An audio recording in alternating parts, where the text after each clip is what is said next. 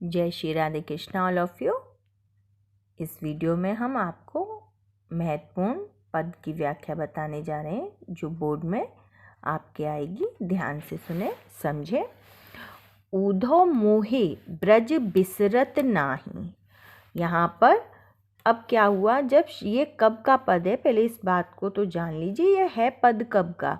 तो जब श्री कृष्ण गोकुल को छोड़कर मथुरा चले जाते हैं तब वहाँ पर रहकर उन्हें गोकुल की याद आती है और अब उनके पास कोई बैठा नहीं है, उनके पास उनके मित्र उद्धव जी बैठे हैं। तो जाहिर सी बात है वो अपना दुख किससे बांटेंगे, उद्धव जी से ही बांटेंगे। तो इसीलिए अब वो उद्धव जी से जो संवाद कर रहे हैं, जो बातें कह रहे हैं, उसको कहते हैं संवाद। और उद्धव जी से जब वो अपने मन की बात को जो कह रहे हैं वही इसमें वर्णन किया गया है। तो प्रसंग आपको बताने की ज़रूरत नहीं है, प्रसंग आप अपने आप ही समझ गए होंगे कि श्री कृष्ण यहाँ पर सूरदास जी ने श्री कृष्ण के मनोभावों का, भाई मनोभाव यानी कि मन के भावों का वर्णन किया है। अब क्या वर्णन किया है वो हम व्याख्या में बताएंगे। तो ऊधो मोहे ब्रज बिसरत नाही। उद्धव यानी कि श्री कृष्ण भगवान उद्धव जी से कहते हैं कि हे उद्धव, मोहे का मतलब मुझे, ब्रज का मतलब ब्रज गोकुल, बिसरना, बिसरत का मतलब है बिसरना यानी कि भूल जाना। आपने बहुत सारे आप गाने भी सुनते हैं और बहुत अच्छे अच्छे गाने सुनते हैं, उसमें बिसरना शब्द भी आता है, जैसे भूली बिसरी एक कहानी। तो ऐसे ही ये बिसरना मतलब बिसरत नाही का मतलब नहीं है, यानी कि हे उद्धव मुझे ब्रज भुलाए नहीं भूलता है। अब इसी बात को व्याख्या है बच्चों, तो हम पलटवार में बात करेंगे। मैं उसे जितना भूलना चाहता हूँ वो मुझे उतना ही याद आता है। बात दोनों एक ही है, पर हमें व्याख्या करनी है, हमें थोड़ा बढ़ा चढ़ा के भी वर्णन करना होता है। अगर हम सीधे सीधे कर देंगे तो वो तो हो जाता है अनुवाद, जो कि हम केवल संस्कृत में करते हैं कि जो दिया है हम उसी बात को कहेंगे। व्याख्या में क्या होता है, हमारा खुद का दिमाग चल जाता है, हमारी मतलब खुद की कल्पनाएं जुड़ जाती हैं व्याख्या से।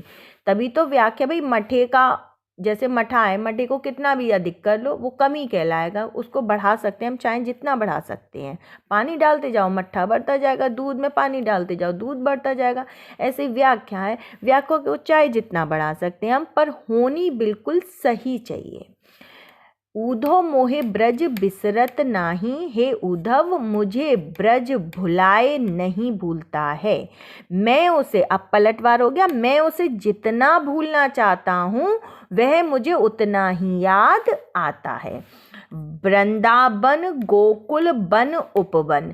अब वृंदावन यानी कि वृंदावन के, वृंदावन का मतलब क्या है, वृंदावन गांव के, गोकुल, भाई वृंदावन के, जो वृंदावन के अंतर्गत जो गोकुल गांव है, जैसे आगरा में, अब मैं दयालबाग में रहती हूँ तो आगरा में दयालबाग का जो क्षेत्र है, ऐसे ही वृंदावन में जो गोकुल गांव है वहाँ के वन, वन का मतलब वन यानी कि जंगल, उपवन कहते हैं बाग बगीचों को। अब देखो यहाँ पे इन्होंने वन और उपवन क्यों दिया है, जंगल उन्हें क्यों याद आता है, उपवन उन्हें क्यों याद आता है। तो देखो जंगल उन्हें इसलिए याद आता है, अब व्याख्या में हम अपना कोई आ गई ना, हमारी वही कल्पना आ जाती है यहाँ पे कि वन जाकर तो वो गाय चराते थे कि मैया अपनी हों सिगरी गाय चरे हों। तो यानी कि वन में जाना, यानी कि उनको वन क्यों याद आया, क्योंकि वो ग्वालों के बच्चों के साथ गाय चराने जाते थे। उपवन उन्हें क्यों याद आया, क्योंकि वहाँ उपवन में बैठकर ही तो वो बच्चों के साथ खेल कूद करते थे, किलकारियाँ मारते थे और गोपियों के साथ जो रास लीलाएं करते थे वो कहाँ करते थे, जंगल में तो जाके करेंगे नहीं, वो बाग बगीचों में फूल के भाई उसमें करते थे, है ना। तो वृंदावन के गोकुल गांव के वो जंगल जहाँ में गाय चराने जाता था, हम इसे यहाँ पे क्लियर करेंगे, पूरा डिफाइन करेंगे, बताएंगे कि क्यों याद आते हैं। तो वृंदावन के गोकुल गांव के जंगल जहाँ में गाय चराने के लिए जाता था, और वो उपवन यानी कि वह बाग और बगीचे जहाँ पे मैं अपने मित्रों के साथ, अपने गोपियों के साथ रास लीला करता था, मुझे बहुत याद आता है। सघन मतलब बहुत घनी, सा लग गया, सा का मतलब अधिकता के लिए, सु सा ये सारे वर्ड अधिकता के लिए हो जाते हैं। घन का मतलब घना, यानी कि बहुत घनी छाया। कुंज, कुंज मतलब तालाबों के किनारे जो वृक्षों की, भाई छाया किसकी होगी, वृक्षों की छाही मतलब छाया शब्द दे रहा है। सघन मतलब बहुत घनी वृक्षों की छाया। कुंज मतलब तालाबों के किनारे पर वृक्षों की घनी छाया मुझे बहुत याद आती है। वृक्षों को ही उन्होंने क्यों लिया, क्योंकि वो सीधी सीधी बात है कि वो यमुना तट पर कदम्ब की डार पर बैठकर, कदम्ब डारी आपने सुना होगा, यमुना तट बैठी कदम्ब डारी, यानी कि वो कदम के वृक्ष पर बैठकर ही तो बांसुरी बजाते थे। तो इसीलिए यहाँ पे बच्चों उन्होंने क्या दे दिया, यहाँ पे दिया कि वह मुझे तालाब के किनारे वृक्षों की घनी छाया बहुत याद आती है, जहाँ पर मैं उस पर बैठकर बांसुरी बजाता था। प्रातः समय, प्रातः समय मतलब सुबह होते ही। माता जसोमती, माता यशोदा। अरु का मतलब और, नंद का मतलब नंद बाबा। प्रातः होते ही माता यशोदा और नंद बाबा देखी मतलब को देख कर सुख पावत मुझे बड़ा आनंद प्राप्त होता था। भाई कोई भी हो, बच्चा सो रहा हो, उसको उसके माता पिता बड़े खुशी के साथ उठाएं तो बड़ा अच्छा ही लगता है। सभी को, बच्चों को अच्छा लगता है कि हाँ हमारे भी माता पिता हमें उठा रहे हैं, प्यार लाड़ दिखा रहे हैं। किसी को भी आप प्यार करोगे तो वो बच्चा खुशी हो जाता है, हम आज भी खुश हो जाते हैं। तो वही चीज़ें यहाँ पर वो श्री कृष्ण कह रहे हैं, जब सुबह होते ही माता यशोदा और नंद बाबा मुझे उठाते थे तो मुझे बड़ा सुख प्राप्त होता था। माखन रोटी दयो सजायो, माखन खिलाती थी, रोटी भी खिलाती थी। दयो का मतलब दही, और सजायो मतलब तुरंत, सजा हुआ मतलब सजायो मतलब तुरंत जमाया हुआ। सजायो से मतलब तुरंत जमाया, स प्लस जमाया यानी कि तुरंत, जो तुरंत ही जमाया हुआ है वो, यानी कि ताज़ा। अब तुरंत जमा हुआ, तुरंत टूटा हुआ, तुरंत लाया हुआ, तो वो क्या हो जाता है, ताज़ा। तो मक्खन रोटी और ताज़ा दही अति हित साथ खवावत। अति मतलब बहुत, हित मतलब स्नेह से, प्रेम से, साथ मतलब स्नेह के साथ, प्रेम के साथ, खवावत मतलब खिलाती हैं। कौन खिलाता है, माता यशोदा। कि माता यशोदा मुझे मक्खन रोटी और ताज़ा दही बहुत प्रेम के साथ खिलाती थी, वो मुझे बहुत याद आता है।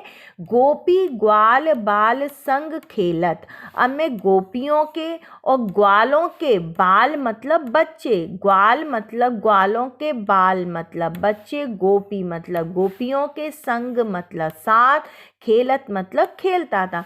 मैं गोपियों के और ग्वालों के बच्चों के साथ खेलता था। सब दिन हसत सिरात, सब दिन मतलब पूरा दिन, सब दिन मतलब जितना भी दिन होता था। हसत मतलब हंसते हुए, सिरात का मतलब बीत जाता था, कि मेरा पूरा दिन हंसते हुए बीत जाता था। सूरदास धन्य धन्य ब्रजवासी। अब देखो फिर से सूरदास जी आ गए, यानी कि यहाँ पे हम पैराग्राफ चेंज करेंगे, बदल देंगे। तो सूरदास जी कहते हैं कि वह धन्य, धन्य मतलब धन्य है वह, धन्य है वह कहाँ के, ब्रज के वासी मतलब निवासी, ब्रज प्लस निवासी, ब्रज में रहने वाले लोग। वह ब्रज में रहने वाले लोग धन्य धन्य हैं, कोटि कोटि धन्य हैं। जिनसों मतलब जिनसे, हित मतलब स्नेह करते हैं। जदुतात मतलब जग के तात, यानी कि जग के पिता जिनसे, जगत स्वामी जिनसे इतना हित करते हैं, यानी कि प्रेम करते हैं। क्लियर हो गया। आप फिर से एक बार देख लेंगे।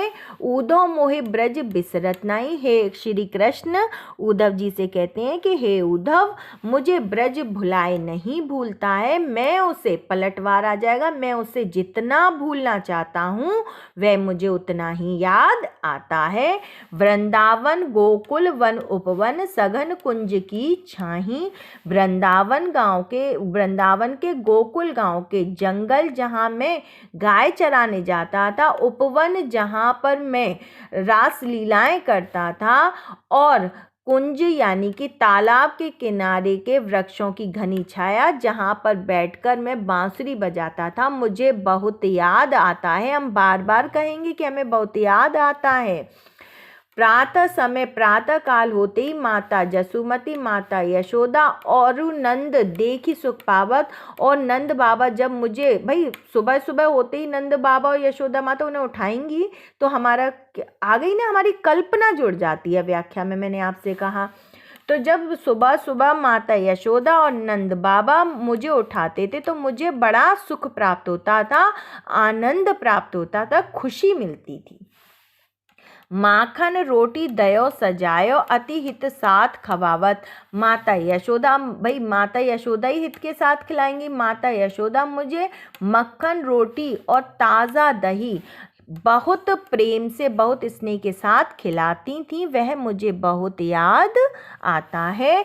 गोपी ग्वाल बाल संग खेलत, सब दिन हसत सिरात। हम गोपियों के, ग्वालों के बच्चों के, बाल मतलब बच्चे, ग्वाल मतलब ग्वालों के, गोपी मतलब गोपियाँ, मैं गोपियों और ग्वालों के बच्चों के साथ खेलता था पूरा दिन, सब दिन, पूरा दिन हंसते हुए, सिरात मतलब बीत जाता था। सूरदास धन धन ब्रजवासी, सूरदास जी कहते हैं कि वे ब्रज के निवासी धन्य हैं, जिनसो हित जदुतार, जिनसे ईश्वर, जदु मतलब इस जगत, जदु का मतलब जगत, तात मतलब यहाँ पे बड़े के लिए कहा गया है, श्रेष्ठ लोगों के लिए कहा गया है। तो जिनसे वैद ब्रज के वासी धन्य, जिनसे जगत के स्वामी इतना स्नेह, हित का मतलब स्नेह करते हैं या प्रेम करते हैं। अब यहाँ पर सीधे सीधे आ गया काव्यगत सौंदर्य। तो अब काव्यगत सौंदर्य में हम क्या लिखेंगे, तो हमारा काव्यगत सौंदर्य में विशेष आ जाता है। विशेष में क्या है, यहाँ पे श्री कृष्ण के मनोभाव की व्याकुलता का वर्णन किया गया है। भाई मनोभाव यानी कि मन के भावों की, अब उनकी व्याकुलता ही तो है कि उनको ये सब याद आ रहा है, ये आ रहा है, वो आ रहा है, यानी कि बेचैनी, उनके मन में जो बेचैनी हो रही है उसको कहते हैं व्याकुलता। तो यहाँ पे श्री कृष्ण के मनोभाव की व्याकुलता का स्पष्ट व सजीव चित्रण। अब हम इस बात, चित्रण किया गया, चित्रण क्यों किया है, चित्र तो बनानी है। कहने का मतलब ये, जब हम इसका व्याख्या कर रहे हैं तब हमारी आंखों के सामने वो दृश्य आ रहे हैं, यानी कि हमारी कल्पना में दृश्य आ रहे हैं। जैसे अभी हम कहते हैं हमें चलो गोलगप्पे खाने हैं, तो गोलगप्पे का स्वाद एकदम हमारे मुंह में आ जाएगा, हम पानी हमारे मुंह में आ जाता है, तो वही होता है सचित्र वर्णन। तो यहाँ पे श्री कृष्ण भगवान के मनोभाव, मनोदशा की व्याकुलता का सचित्र वर्णन किया गया है। अब हमारी सीधे सीधे भाषा, तो हमें पता है कि हमारी भाषा ब्रज है, और रस हमारा कौन सा है, देखो सही। अब इसमें वियोग है, क्योंकि वो कह रहे हैं बिसरत नहीं, मतलब मुझे भुलाए नहीं भूलता, वो दुखी हो रहे हैं। दुखी क्यों हो रहे हैं, क्योंकि उनको हित है। किससे हित है, ब्रजवासियों से, यानी कि ब्रजवासियों से वो प्रेम करते हैं। अब प्रेम यानी कि इसका मतलब क्या हो गया, रति, और प्रेम स्थायी भाव, रति किसका है, श्रृंगार का। अब वो बिछड़ गए क्योंकि वो ब्रज से मथुरा चले गए हैं। तो सीधे सीधे अब यहाँ पे इस हमारा क्या निकल के आ रहा है, यहाँ कौन सा रस हमारा निकल के आया, वियोग श्रृंगार रस। हमें आपको बताया था कि श्रृंगार रस दो प्रकार का होता है, एक तो संयोग जिसमें मिलन हो, और वियोग जिसमें बिछड़ना हो। और श्रृंगार क्यों है, क्योंकि प्रेम है, रति है। भाई प्रेम स्थायी भाव क्या है, रति, रति का मतलब प्रेम, और प्रेम है, हित है ना, हित है, तो यानी कि हित है, यानी कि स्नेह है। स्नेह है किससे है, ब्रजवासियों से है। और बिछड़े भी किससे हैं, गोकुल से बिछड़े हैं, ब्रजवासियों से बिछड़े हैं। तो इसलिए यहाँ पे क्या हो गया, यहाँ पर हो गया वियोग श्रृंगार रस। अब आ जाता है हमारा अलंकार। तो अलंकार में बच्चों आपको पता होगा हमारा कौन सा अलंकार आ जाएगा, सीधे सीधे आपका नाही और छाही। कुछ मत देखो, किधर भी मत जाओ, कहीं मत सोचो, बस ये देखो नाही और छाई, ये वाले वर्ड अगर आपके लोग वो लय में आ रहे हैं या ताल इनका सही है ना, पावत और खवावत, सिरात और तात। अब ये सारे वर्ड क्या आपको वो कर रहे हैं, हा हा, ये वर्ड के हा, यहाँ पर भी हा आ गया, यानी कि इसमें अब आपको समझ में आ गया होगा ये कौन सा आपका वो हो गया, ये आपका अनुप्रास अलंकार सीधे सीधे हो गया। अब आप कहेंगे कि मैम अनुप्रास अलंकार भी हो गया, भाषा भी हो गई, संयोग श्रृंगार भी हो गया, अब इसमें गुण क्या है? इसमें गुण आपको, इसमें कोई बच्चों गुण है ही नहीं, ना तो किसी को कुछ मिला, ना किसी को कुछ दिया, ना किसी से कुछ लिया, तो हम गुण नहीं लिखेंगे। ज़रूरी नहीं है कि गुण हो तभी लिखे जाएंगे, गुण अगर नहीं है तो हम नहीं लिखेंगे। ये आपका कॉन्सेप्ट क्लियर हो गया। जय हिंद, जय भारत।